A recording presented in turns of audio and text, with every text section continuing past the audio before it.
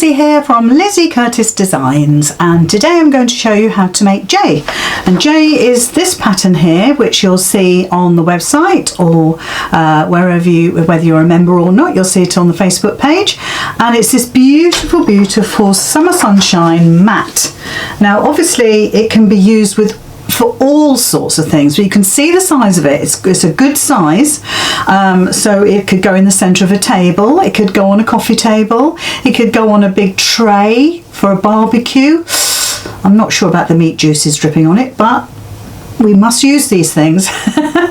So it could be great for a picnic, but it's to match the sunshine quilt behind me, which is Jamelia, and this is Jay, but I'm kind of calling them my June sunshine quilts, and I really love it. I think it's a really nice make. It's using a new template, part of which is going to be, well, it's part of a bigger set, so let's put it that way. So when I come to use it, I'll show you and talk to you about that. But you get the template inside the pattern, so there's no worries about trying to guess what the shapes are. Now obviously what you've got is a sort of a spiral effect going around, and that's all dependent on the widths that you cut your fabric. All of that obviously is in the pattern, but I just think it's really sweet, and I love the fact that we've got this kind of scalloped edge effect, and I'll show you obviously how to do that as well. So it's a great make. I think you'll like it. I think you'll it's not difficult. There's quite a bit of cutting involved, but other than that it's not difficult. And there's minimal quilting. The quilting I've done is only through the top, I'm going to say top two layers, so it's the outer and the wadding underneath. I haven't quilted the back. Now the back is just a plain calico, only because I'm thinking I'm going to use it outside.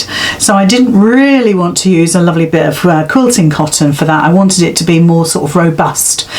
So this is J. So let's get on and make J. And I never know quite where to put my thing, so I'm going to put it right in front of me there. And like I say, that's the pattern. Now you'll get all the requirements on here. I'm still in the process of writing the patterns as we speak. Okay, so obviously I've done quite a bit of this because, like I said, there's a lot of cutting, and you don't want to see me spend a couple of hours with me cutting. So let me just get all my bits on the top of my table here. There's quite a bit going on, so I just need to make sure I get everything in order. So I've done this so far, so if you have a look at the overhead you can see that's what I've done so far. So I've cut all these segments, don't worry, I'm going to show you how to do that, and I've joined them all together. Well, I've got two more to do. So in fact I think I've got four more to put in there, but needless to say we're going to be obviously filling the gap, and because of the way it's been cut, you'll see that it makes this sort of star shape, and I'm really liking it. I think it really lends itself to actually a Christmas design. So I know we don't want to necessarily talk about Christmas, but I really do think it does, but I still wanted to use my sunshine colours, so I've got the yellow to go in the center. So I'm making an exact replica of what I did before. Oftentimes I'll use different fabrics, but I thought this time I had plenty of fabric from making both quilts, or both pieces I should say, Jamelia and Jay. So I thought, well, I might as well just make the same again. But you could make, like I say, you could make it in Christmas colours, or you could make it in autumnal colours. That would look amazing. I think it lends itself to like January, February design as well, with kind of a snowflakey feel. So there's lots of potential with this. Okay, so bearing all that in mind, that's where we've got to, and now I've got to add to it. So in the pattern it takes you right to the beginning, and you'll have to forgive me because I'm showing you my scraps, but that's intentional. So this is part of my scraps here. So you're going to cut two salvage to salvage pieces of this one, again with that one and that one. So you'll have a pair of striped pieces, if you like, or stripped pieces, but you don't want them joined together, you want them exactly like this. So one strip of each colour. You decide what colours you're going to use, and then you need to repeat it. So you need 2 of those, 2 of those, 2 of those, 2 of those, okay? You'll also see, hopefully you'll see that I've actually drawn a little line across mine here, and I've done that onto both pieces. So if I bring in the other piece, there we go, you can see that I've actually drawn a little line across there. Now that's going to help me with placing my template, because I need to cut some more. So I'm going to bring my mat up.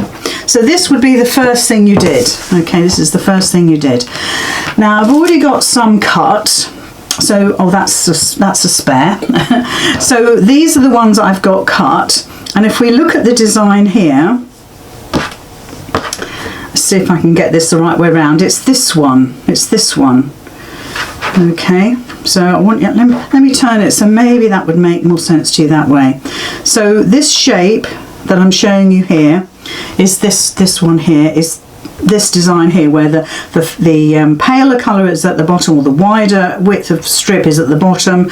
We get the 2 narrow ones, and the not quite so wide at the top, and that's how it should work. And like I say, that line there that I've drawn on, hopefully you can see it, will help me place my template in the correct position every time. Now the template, so let's just quickly look at the templates. You've got 2. They are called pie cut. Pie cut is the name of my new acrylic templates, and this is just 1/3 of it. So you can imagine the size, it's massive. So you can see when I place this on the top here, that fits that, obviously that's perfectly, but can you see the line here? That line helps you to line it up on your fabric. So every time you cut the pie cut, then you'll get them exactly in the right place. To be honest, let's just move that away for a sec. To be honest, if you always placed your template, you need this 60-degree line. You need that to be absolutely parallel with your seam. If it makes it any easier, get a pen or a pencil. Let me do this quickly for you. And actually draw where that matches on your fabric. So let's just do that, because that might be helpful to you. Because you need this 60-degree line. That's really important. You need that angle all the time. So by drawing that in, you can see that that goes now, runs along the seam line. So we cut one, you can move it along, you cut another one. I don't suggest you cut multiples of these. I do suggest you keep it exactly as is and cut what you need as you go along. Now, each set of strips, so like I said before, you're going to cut selvage to selvage, or width of fabric, WOF. You're going to cut 2 lots of this arrangement here, okay? So 2 of them, 2 of them, 2 of them, 2 of them. And it's exactly the right amount to make your design. So it's exactly the right amount to cut 12 of that one and 12 of that one, because you've got obviously got opposite pairs there. So I would be very careful. You've got a little bit left over. Can you see? That's my leftover from the whole width of fabric. So you don't want to be just plonking this down and cutting like that. You want to be frugal. You want to be able to line it up so the edge of your pie cut goes to the edge of your fabric there, okay? And that's a really good piece of advice. So when we look at our piece that we've cut, so we've already cut 2 of these, so I don't need to cut any more, but I'm going to cut the one that goes to the other side, so we get that lovely V shape, which is this fabric here. If you do one at a time, you'll be fine. So I would suggest that you have your fabric like this. You're obviously going to have the whole strip across your desk.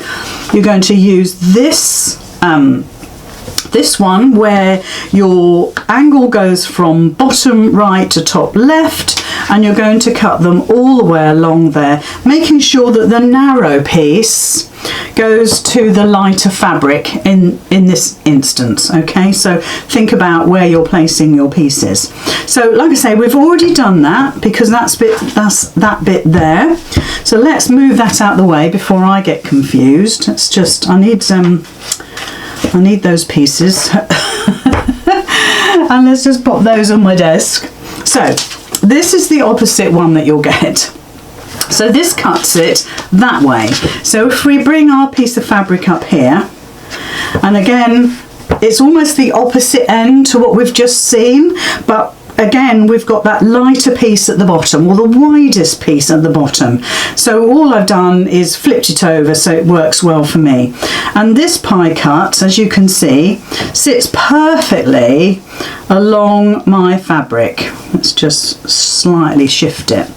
So the point of this, and like I said, try and be a little bit more frugal than you think you need to be, because when you've cut this whole width of fabric, it's exactly the right amount that you need with this little bit of leftover. So you have got a little bit of wriggle room.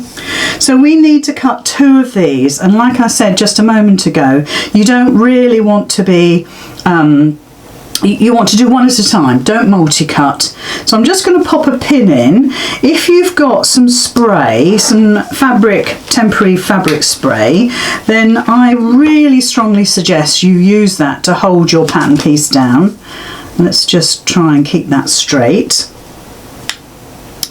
If you haven't got any of the temporary fabric spray, then use a flat head pin, because we're going to put a ruler over the top of this to help us cut the pieces. So I'm going to just line that up again.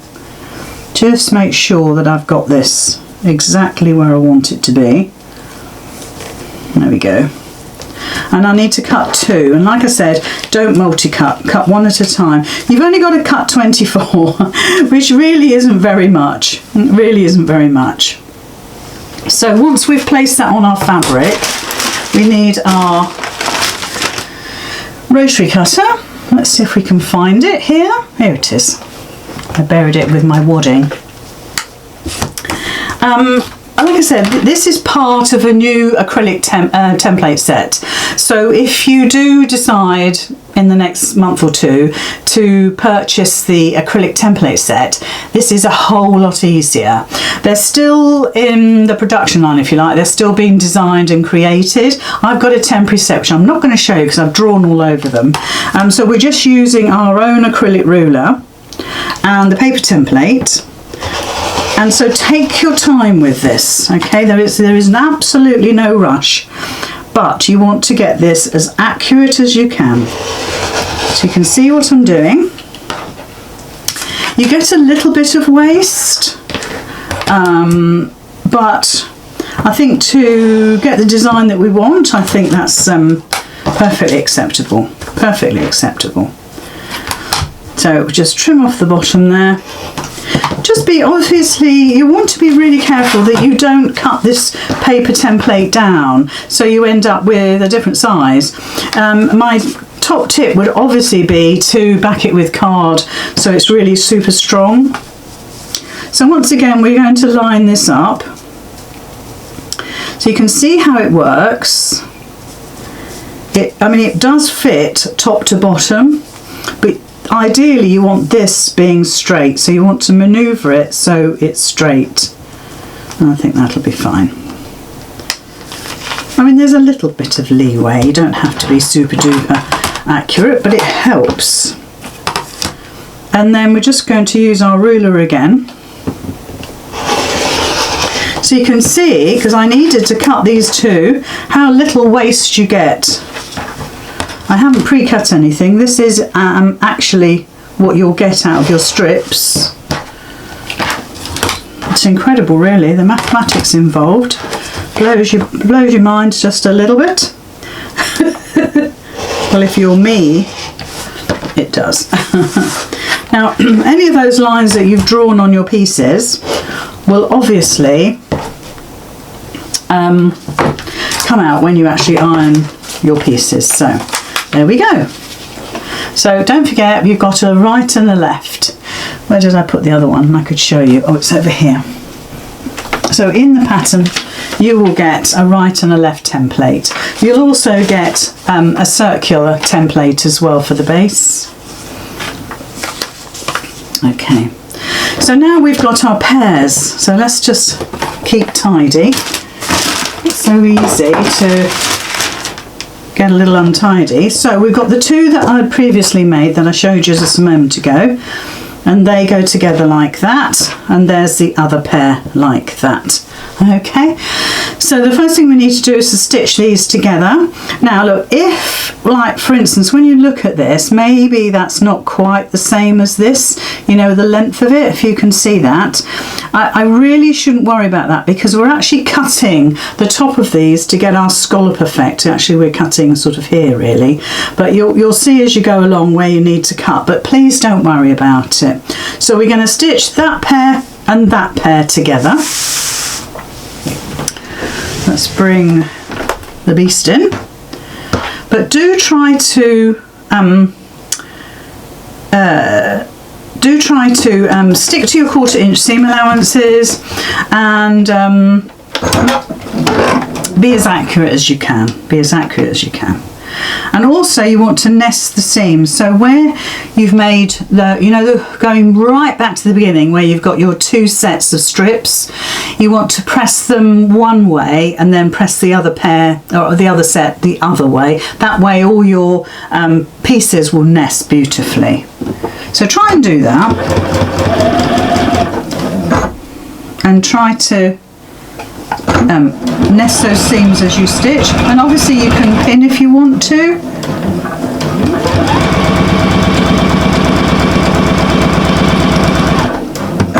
Okay, I haven't used this machine for a little while, so I'm not sure what I'm doing with it. So this is our second pair, so let's stitch those together. So make sure you are stitching the points together. So if I hold that up, so you end up with that point, that's what you need.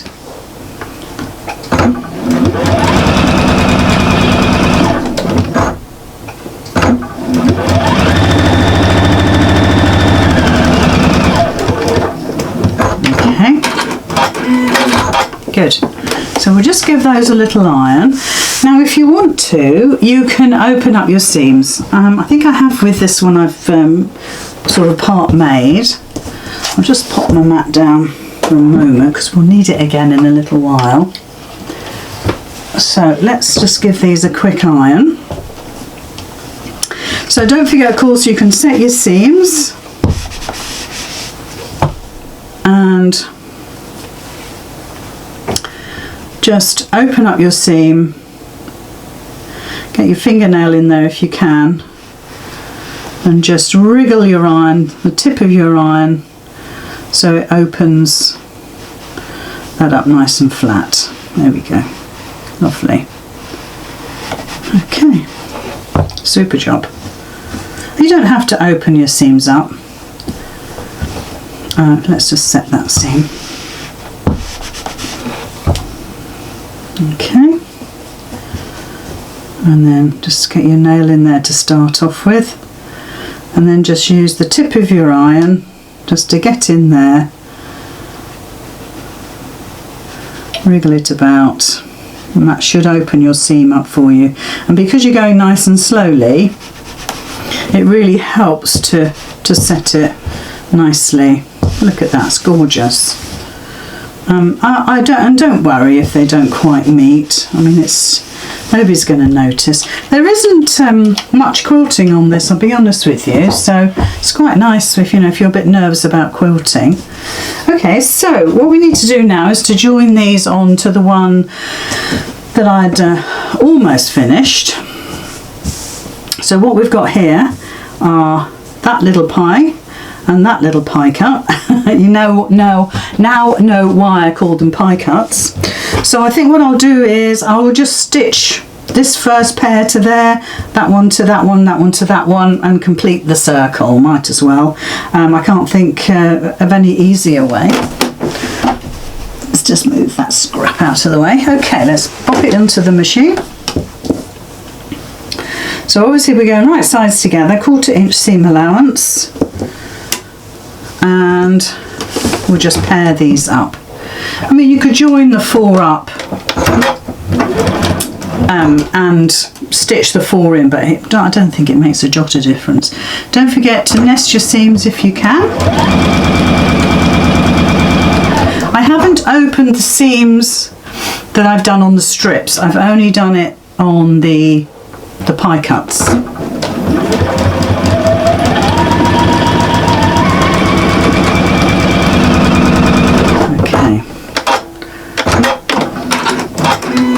Doing with this machine today. Right, that's one pair stitched on, so we've just stitched that one on. So the next one is this one, so I'm going to stitch that one on. So right sides together. You can start at the top, you can start in the middle. I'm not sure it makes a huge difference as long as that first nested seam matches up.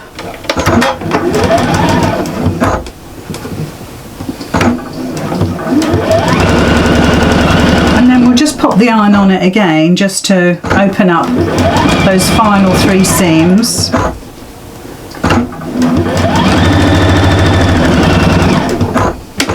Lovely.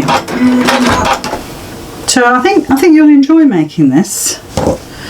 I have. I've certainly enjoyed using the templates and experimenting with them for you.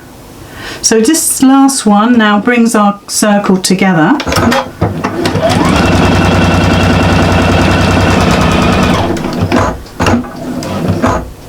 So if you've got a 1/4 inch presser foot, then that's a really good thing to use. I think if you use a walking foot, which is always a good thing to use, then I think that is actually a 1/4 inch. Or put some tape on your machine so you know where your 1/4 inch mark is. The thing about all of this sort of thing is trying to be consistent. Okay, so we've completed our circle. Let me show you the pretty side. We've completed our circle, so now I'm just going to open those seams up, give it a little press.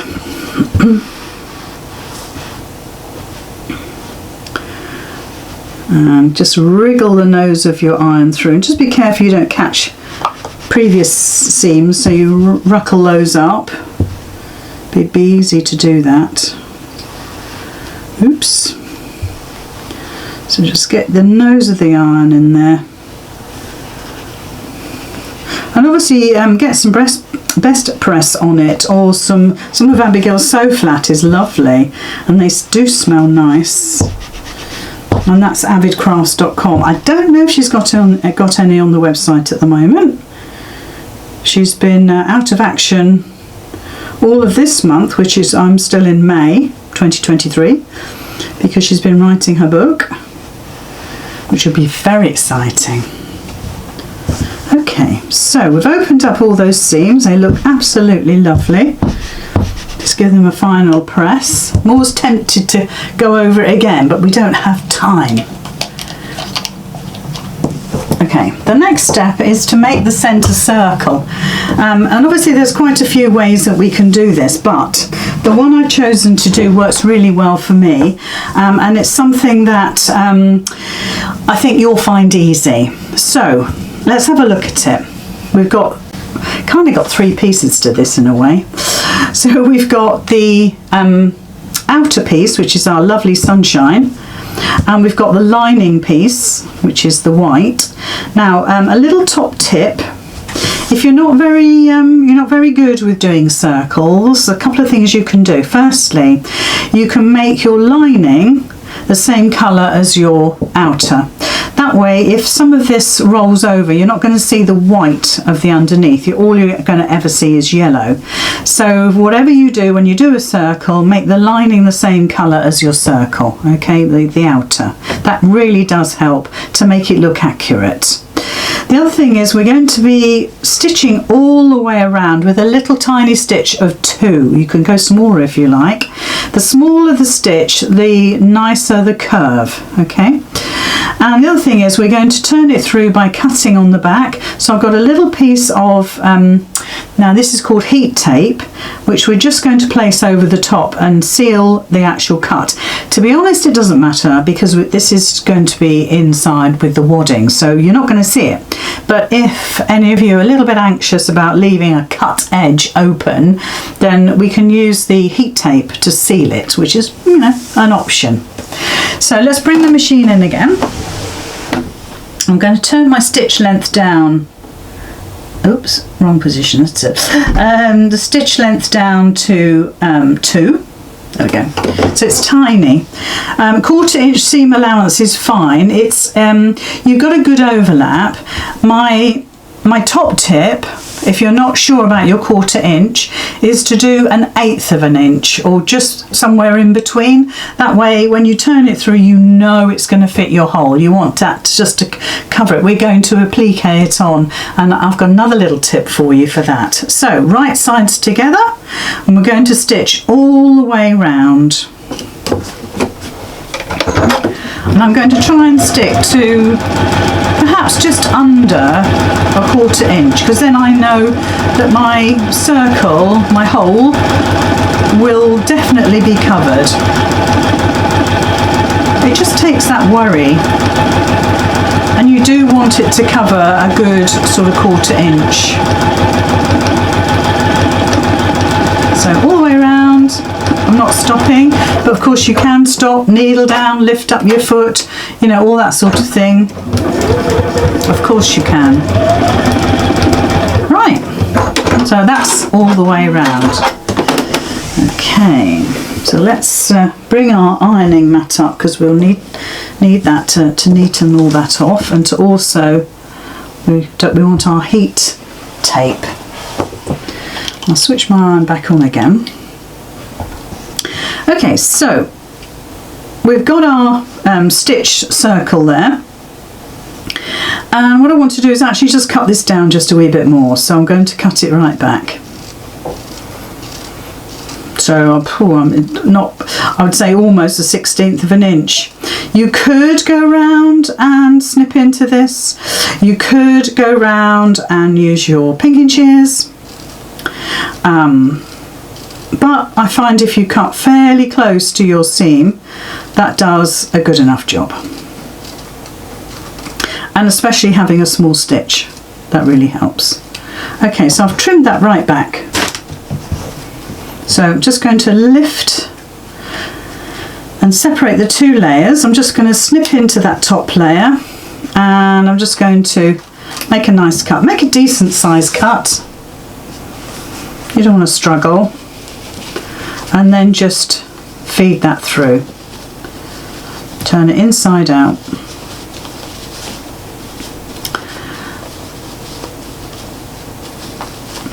There we go. Okay, so now I want you to put your finger inside, and I want you to push that curve out. Be careful, because we've only got a tiny little seam allowance there, but we're pushing it out about 1/2 inch at a time. I'm pinching it with my thumb and my, well, little finger, I suppose, in a way, and I'm just finger pressing really that outside edge. Just work your way around. You could use a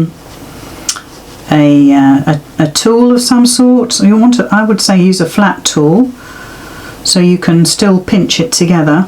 Get the heat of your hands on there. Just work your way around. What you don't want is any sort of flattish bits on your circle. It's not easy, and I would guarantee that I will not be doing a perfect circle, but it's as near as I can possibly get. But if you get a little pokey bit, you know, a little bit that wants to make a point, then just tell it it's not going to be a point by pushing it in. Okay, a nice iron, not bad. And you can, if you were really close, you'd be able to see a little bit of the white lining. So heed my advice about doing the back and front of the same fabrics. And on the back, we've got our little cut there, but we can put our tape over the top and just give that a press. Just be careful with it. It's a man-made fabric, so you want to, really, it doesn't need huge amounts of heat, just a little, that's enough, that's sealed it. So if any of you are a little anxious about that, we sorted it. Okay, so now we move on to placing this in the centre of our design. And what we need is quilter's tape. So let me just get my quilter's tape.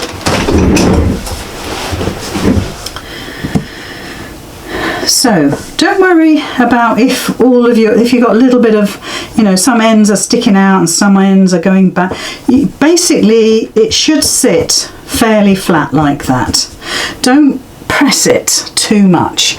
You've seen how much pressing we've done by opening up the seams. Leave it at that. Do not put that onto an iron and really press it for England, okay? You just want to let it find its own level, and it will.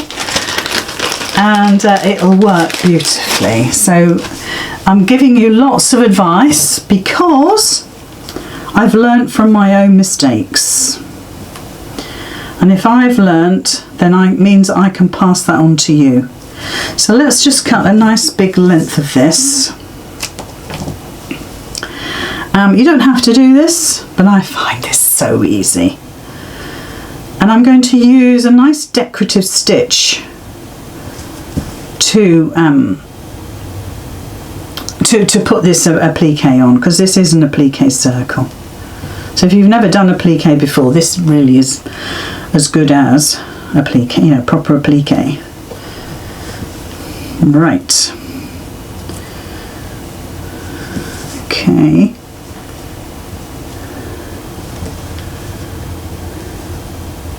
So, oh good, I got just enough.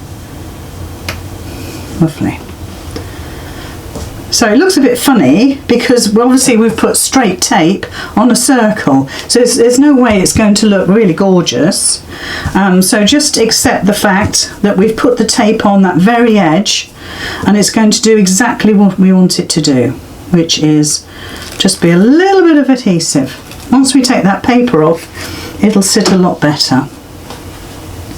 And then what you need to do is you really need to find the right place for it. So, I mean, the great thing about this tape is that you can lift it off and reposition it. But you want it so it covers the tape, both sides and top and bottom, if you can. There we go. I've got a little bit sticking out there, so I'm just going to just move that. It's just a little bit of a pointy bit. To be honest, we're going to do a lovely applique stitch on this, so we won't notice it, but I want it to be nice. Okay. So there we go. I'm happy with that. Let's push that in a little bit. So I'm kind of using my tape as a guide, really. There we go. Lovely, that's really nice, and it'll all ease in. So if you think, oh gosh, it's puckering and what have you, it may look like it, but once you quilt it and put it all together, it'll actually look a lot flatter than you think. And now, if you want to steam press that, steam press it. And I always think that's a really good idea to do that. So that's what I'm going to do. I'm just going to take this to my big household iron and give this a steam press now. So I'll be back in just a second. So I have steamed pressed my piece. So it looks like this, beautiful. Now we're going to do a funny thing. We're going to cover the entire back of this with Bondo web. There's a reason for that.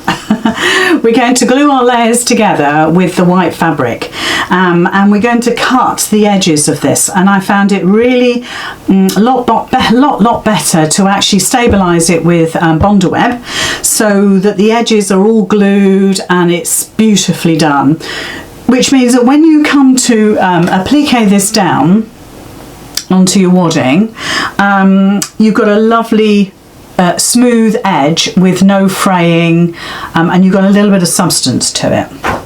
So what I'm going to do is lay a sheet of Bondo web over the top of my design. I've got the smallest ironing mat here, but I know it's going to work. So I'm putting the glue side of my Bondo web down onto the back of my piece, and I've given you the measurements of the size of the Bondo web. I want you to be really careful that you don't go beyond the edge of your blue fabric, okay, which is it just means that you won't get glue on your ironing mat. I mean, if you go over the edge and you do get glue on your ironing mat, it'll come off. It'll come off. But I just want you to be aware that all I'm doing is going up to nearly the edge, okay, just nearly the edge. I'm stopping about, I would say about 1/8 of an inch away. So we just work our way round. Now, you don't have to do this bit, okay? It might be just that a step too far for you. But I found that it, first of all, stabilised my fabric, and it also gave me that lovely clean edge that I wanted. So, once we've put this Bonder web on, we've allowed it to cool a little bit. It's important that you don't try to peel this off straight away. Then we're going to make the curves of our petals. And even though the Bonder web won't be glued right up to the edge, we can just touch that up afterwards. So it's quite interesting, isn't it? I tried to come up with different ways of doing things just to make it interesting.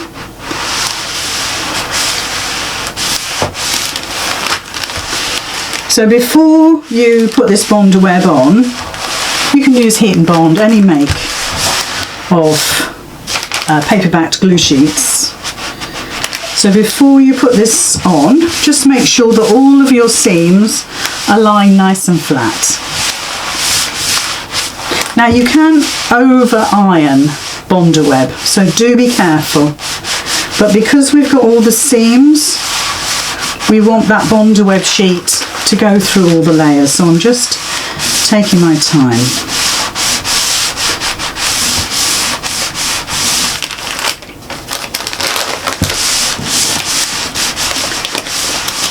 I think that'll be fine now.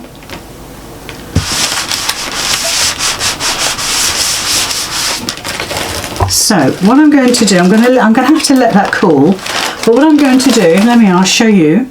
I'm going to cut away the Bonder web right to the edge of the circle. I'm not going to cut any of the circle. I'm literally just going to cut around it. So I'll cut that and then I'll come back to you. So I have cut my Bonder web away just to the edge of the circle, and I've put a bit more heat on so it's sealed right up to the edge, but I haven't taken the paper off yet. The paper is still on the back. So what I need to do now is to shape my petals, but I'm going to keep the paper on to do that. I haven't stitched or appliqued that centre circle yet. We're going to do that in a little while. Now in the pattern you also get this shape, and I'm going to show you how that works. If you've got one of these rulers that we've used, certainly in my online group we've used this before, this is absolutely perfect. So and in the photographs on the pattern I'm using that, and you can see what that looks like. Now you can, if you want to, obviously this is an acrylic ruler, so you can use your rotary cutter to do this next task.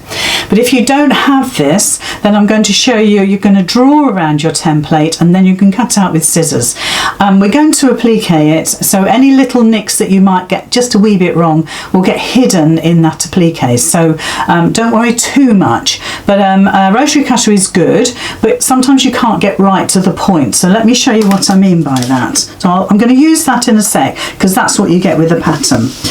So what we need to do is we need to curve these pieces here.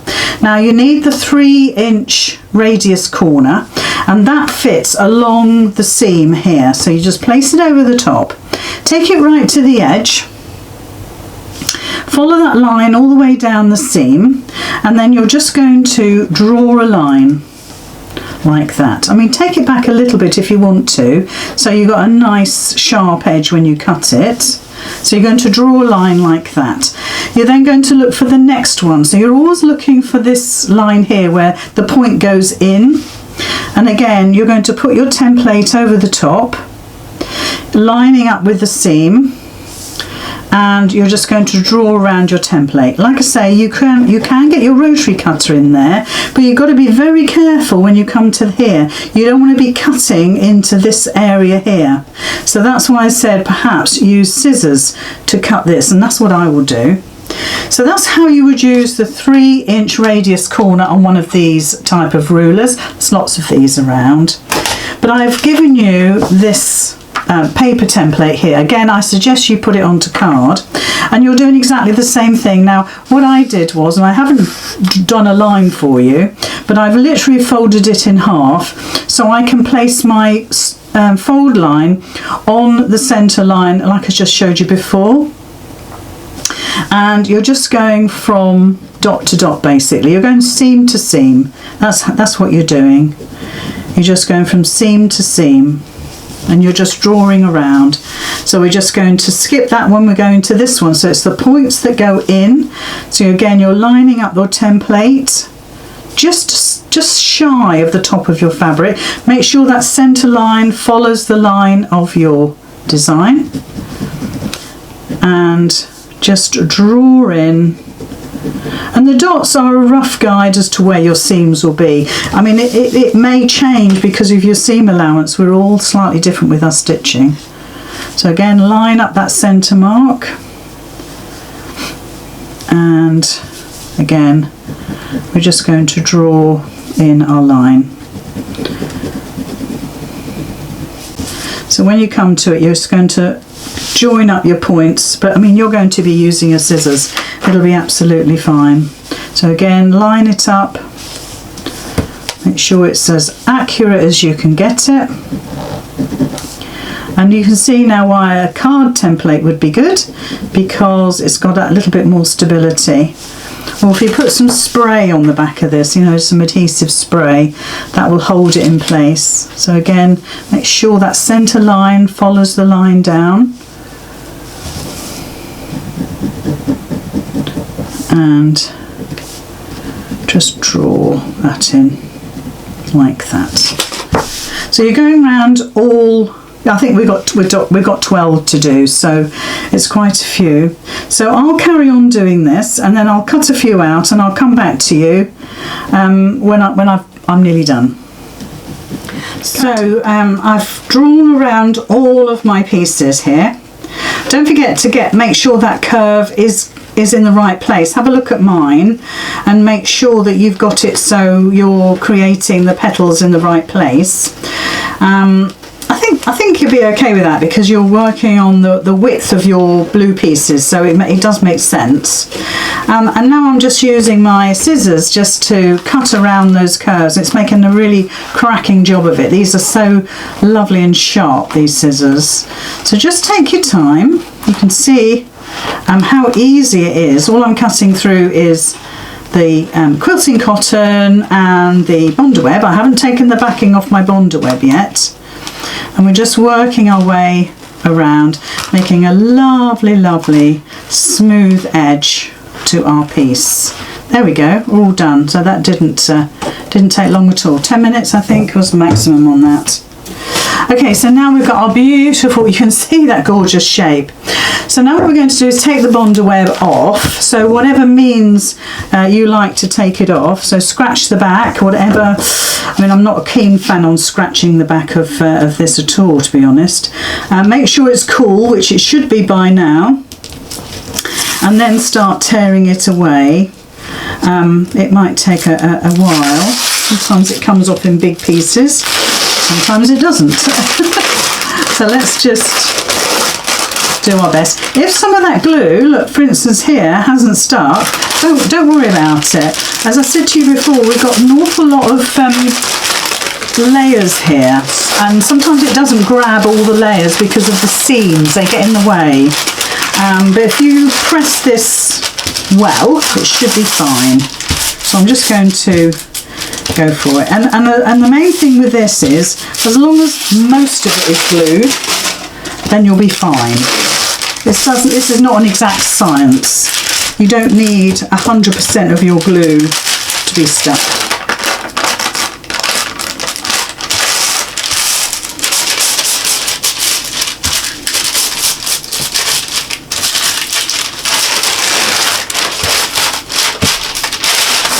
Yeah, not bad at all. Okay, so now I'm going to bring my iron in again. So we're starting to build up the layers. So the next piece we need is the white fabric. So I'll just get that for you. Cut. Right, there's my white fabric. Oh, sure I had that cut. Oh yes, here.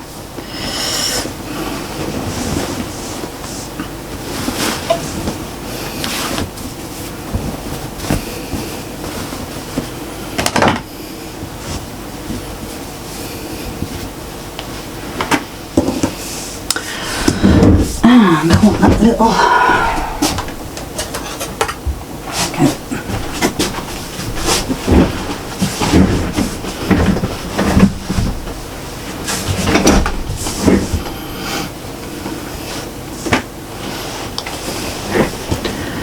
So I've got my white fabric here, and you need it to be face up to you. So if you're using white on white like me, just make sure that it's the right side facing you. I'm going to put my little tiny ironing mat under this. I wish I'd got my bigger one now. And I'm putting this wrong side down, so I'm going to hold this up. Now I've cut mine really too big, but I will tell you in the pattern exactly what size you need to cut. So so that's how you want to position it. So you want a nice edge, a nice border going all the way around. Let me just measure that for you. So I would say, let's get the right end of my ruler. I would say, well, at least 4 inches, and that gives you a little bit of leeway. Okay, so you want it at least 4 inches bigger than your gorgeous, doesn't that look lovely? Your gorgeous mat in the centre there. And we're going to use the iron now to secure that down onto the right side of your white fabric.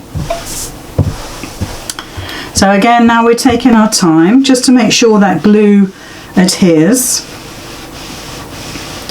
And of course, when we're doing this, we're taking away any blue line. I'm saying blue because that's the colour of my pen. You're taking away any heat erasable marks, but you're gluing this piece down. If some of your glue isn't quite right, in other words, you know, you lost some, there's lots of reasons why that happens. A, because of the seam allowances and you're not pushing that Bonder web into the fabric. And also if you've got an old piece of Bonder web, sometimes the glue deteriorates as well. So that's always worth knowing that. So I'm just literally going around, and by all means start from the middle and go out.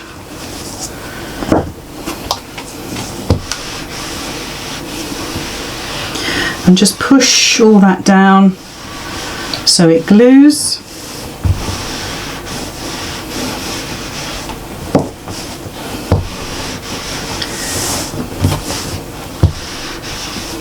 Let's get it on my mat as well. That always helps. Okay, I think we're back to the beginning again now. So just to make sure, I'm going to turn it over and just go over the back so that glue has a chance to melt. There's not so many layers on the back, obviously.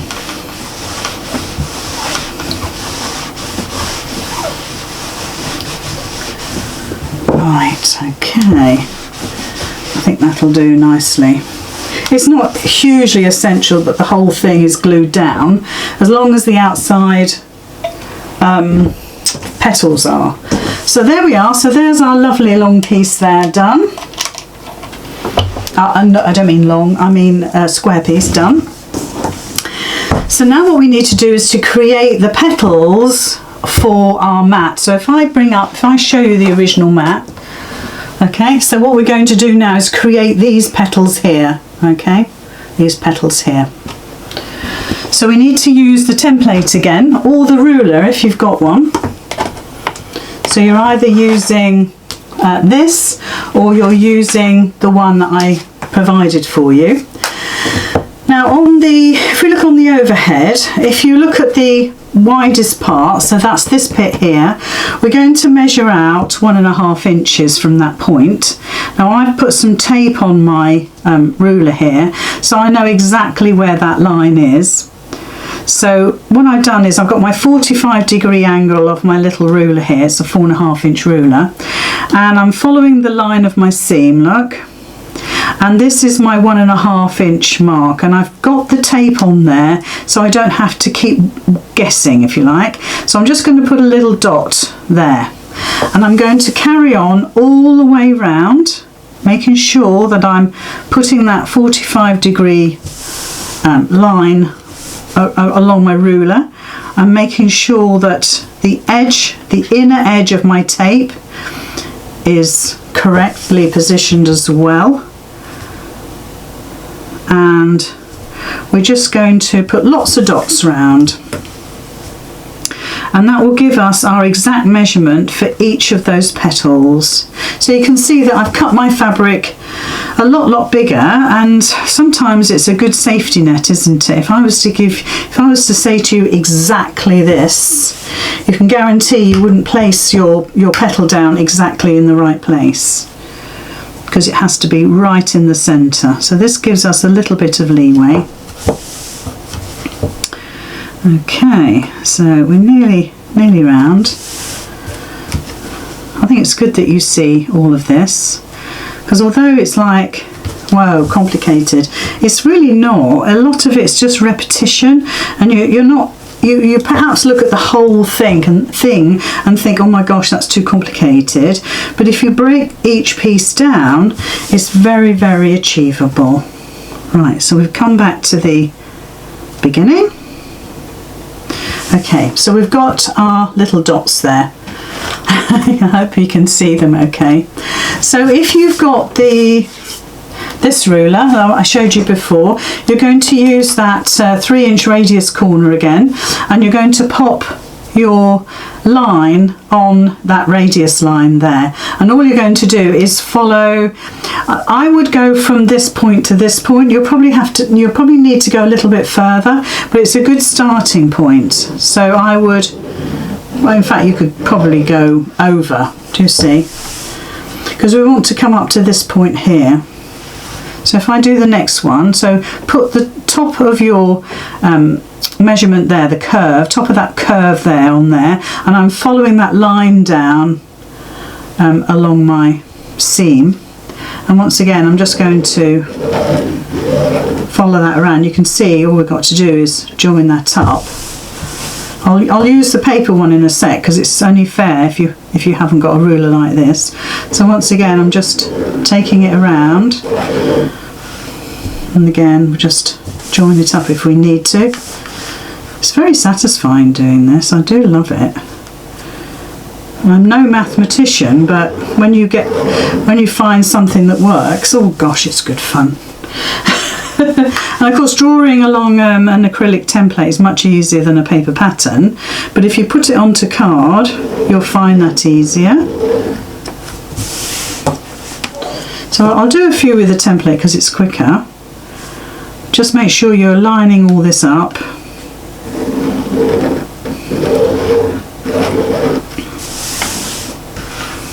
It's really nice, isn't it? And then we're going to put the wadding on the back. So we just spray the wadding on. If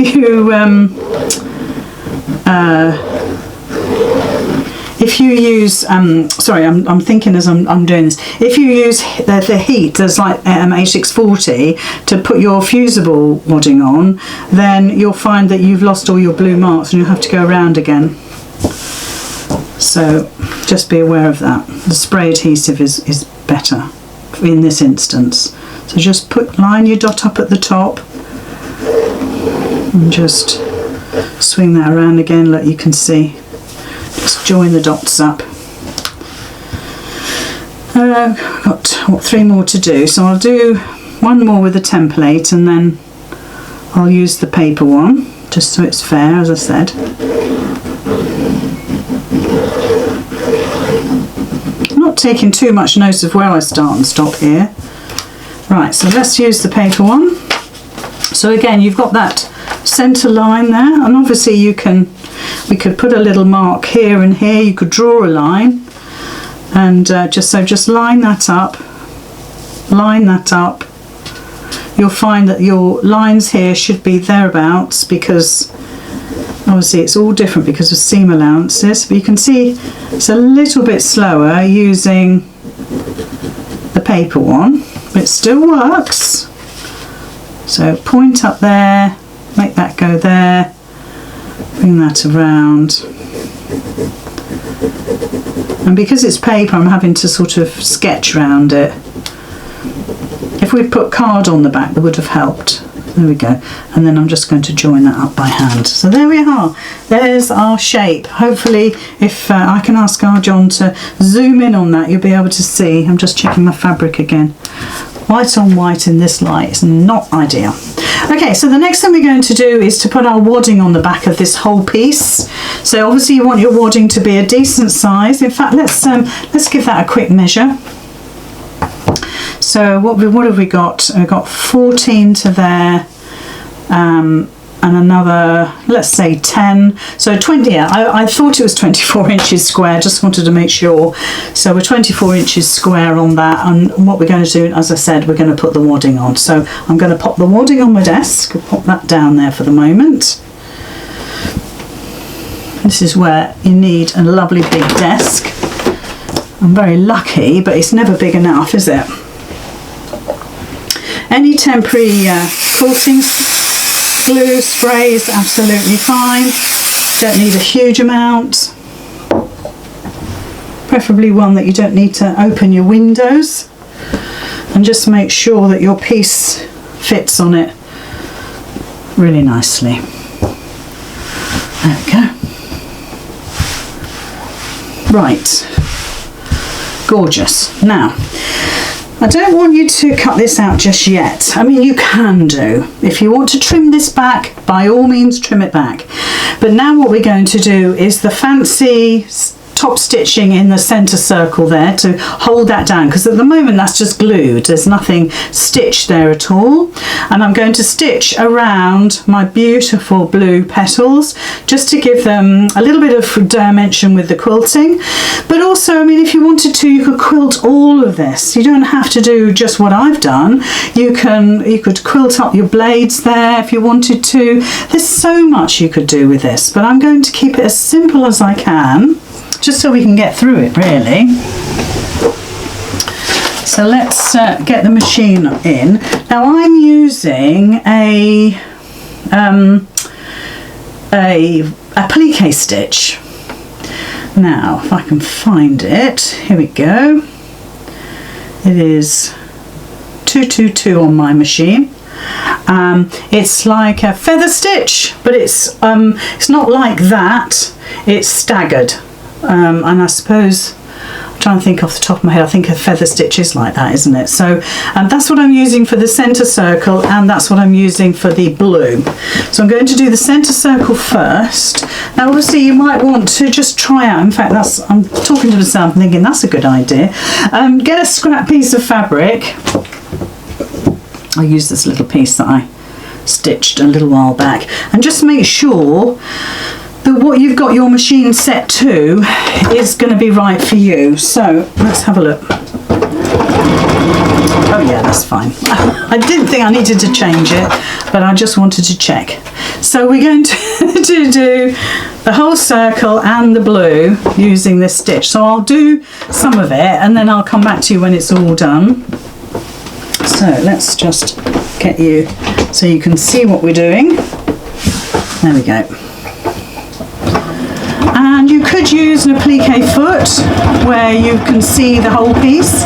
This is all about how comfortable this is for you now. So if you want that open toe foot so you can see your edges, brilliant. It's a great foot. I might use it for the outside edge, but I'll carry on with my regular foot with this. Don't forget you're going around curves. So either take it really slowly, turn your speed down if you need to, but make sure you're turning your work. I must admit it's quite forgiving because we're not doing a straight stitch. So we're now quilting through all of our layers, securing that centre circle, giving it a lovely decorative finish. This is so nice. And just making it look generally pretty. So you can see I'm just moving it with my hands. If you're not comfortable with that, just do a little bit at a time. But try and use a decorative stitch, or at least a zigzag, because it's far more forgiving than a straight stitch. So let's go all the way around.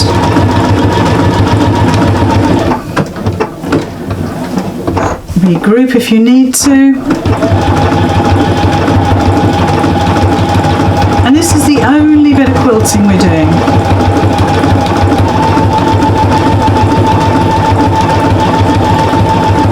Okay, so when we come back, just be careful that you don't overdo it. Just go over your stitches a little bit. You know, maybe 2 stitches, that's all. It's not going to come undone. Oh good, I haven't got any ends. Oh yes I have. I thought I didn't have any ends, but I have got an end. So there's the top piece there is now beautifully stitched on. So I'm just going to whiz around here. So I'll do a little bit and then I'll come back to you when I've done it.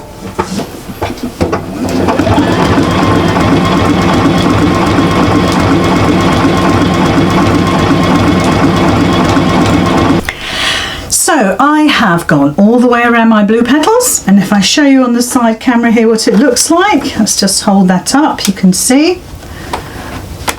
There we go, hold it up like that. So you can see I've gone around my circle here, and I've gone around my blue petals here. And because we stuck this down, there was no puckering or anything involved, because everything was glued and I didn't have to guess, I didn't have to pin, it was all super duper easy. So you can see now how that looks if we do it from the front. There we go. And if I turn that around, you can see the wadding at the back, you can see just about the edge of my little mat. So we've drawn the lines of where to cut, so now we can cut. So just get your scissors. Now I don't know which way round is better for you. I'm going to cut right to left. When I cut the other time I was left to right. I'm not sure if that makes a huge difference or not. But we're going to cut right down to the drawn line. So we're not putting on a seam allowance, this is all cutting on the line. It's lovely and easy. If you want to use your rotary cutter, of course you can. Just be careful you don't go beyond the drawn line.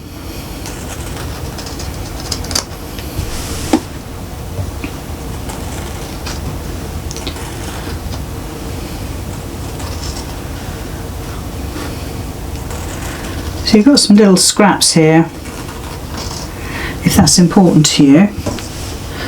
For some people it is, for some people it isn't. So you can see now the drawn lines, the dots, and all those things that you did a little while back. It's not making a jot of difference now.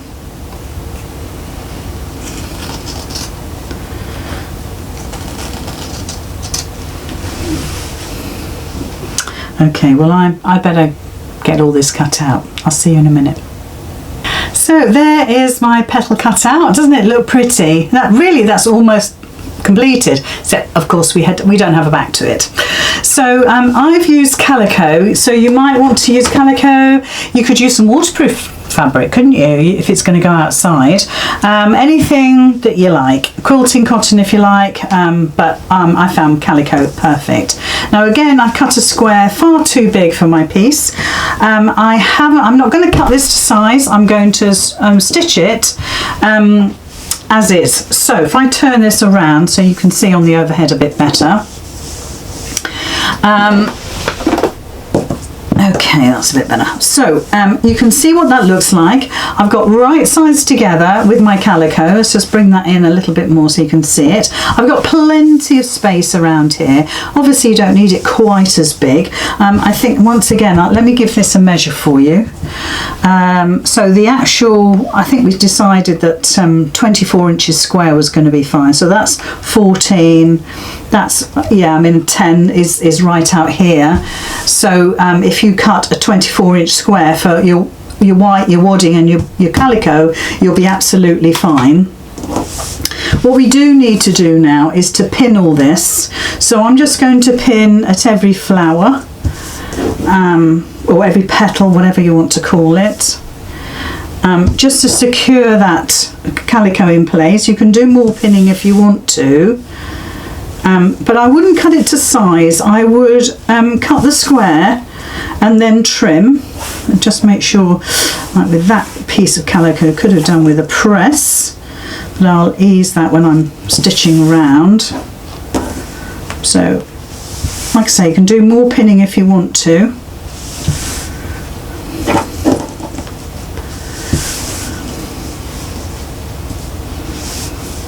The bigger Taylor Seville pins are much better for this.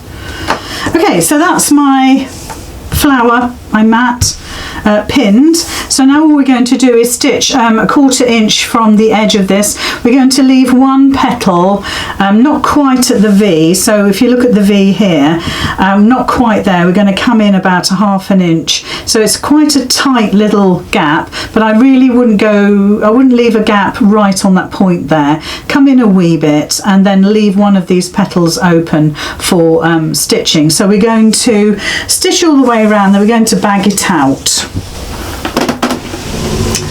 So let's put the stitch back on a regular stitch again.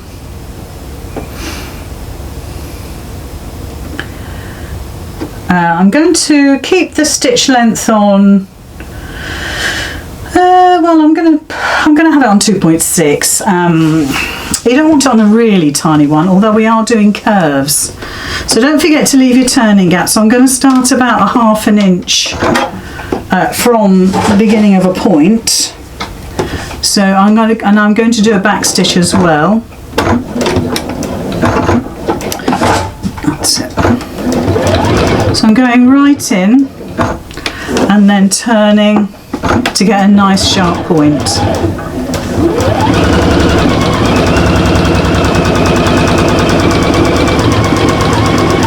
And a little tip is, if I can find my heat erasable pen, if you have a look on the side camera here, I'll keep it under the machine, you see where the V's are here for when you're going to pivot and turn. I would put a dot just there on that point so you know exactly where to stop with your needle. I'm going around as I'm talking to you, so you know exactly where to stop with your needle, so you pivot and turn, so you keep that consistent all the way around. And the pen will work on wadding. I'll leave that one till a little bit later. And then you'll be able to see quite clearly, so you don't overstep that point. It's quite useful actually.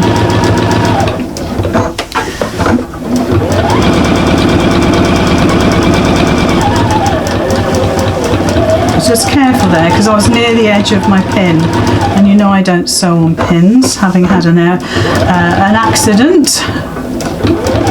Luckily I was okay. I might not have been. Oops. Let's just bring that needle up. That just jumped across. That's it. That's better. So by all means take the pins out as you go. I'm concentrating more on my curves than the pins.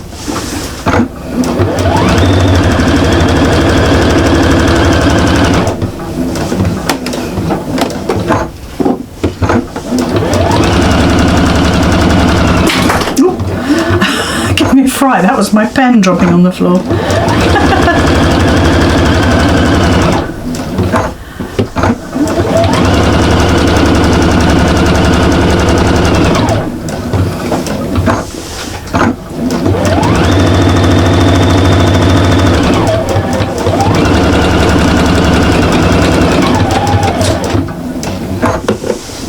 So just be careful of, oh, that was my scissors. Just be careful of what you've got on your desk, because it is quite a large piece. Too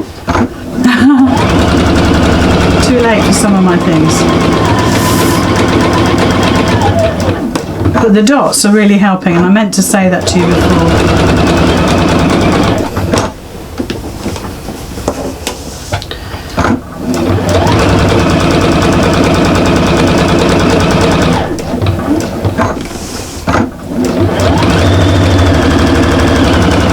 So if you want to just be careful with your curves as you're stitching. So I've got the one more petal to do, or rather I'm coming up to that last petal. So I'm going to pivot, I'm going to do, oh I don't know, but just a centimetre now. It's not quite a ½ inch.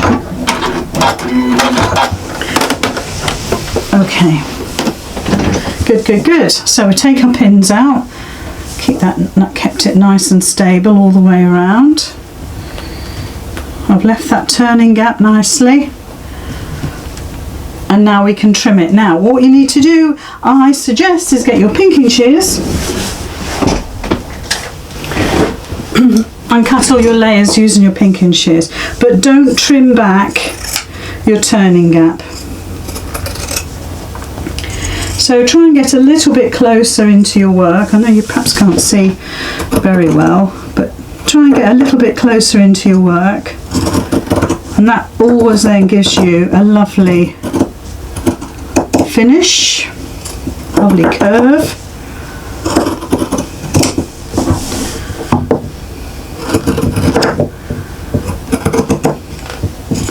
And once you've gone round your petals, then just snip into all of those inner points there, so you don't get any bunching up.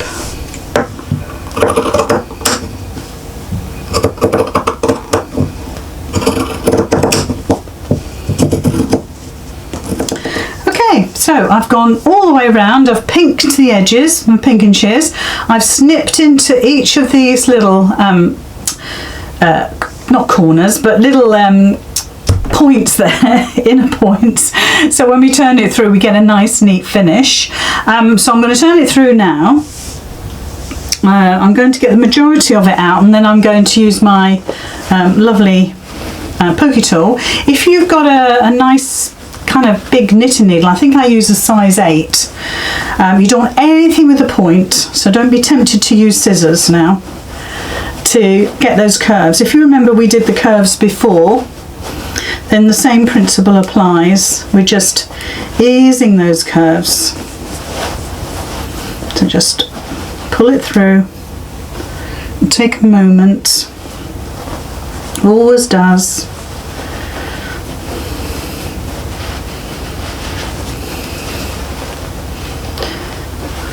The joy about these quilted projects is that once you start to use them and love them, and they get in the washing machine and they get a good wash, and I tumble dry to get the more sort of wrinkly look, then the more you'll get pleasure from them, because you know they're not going to break.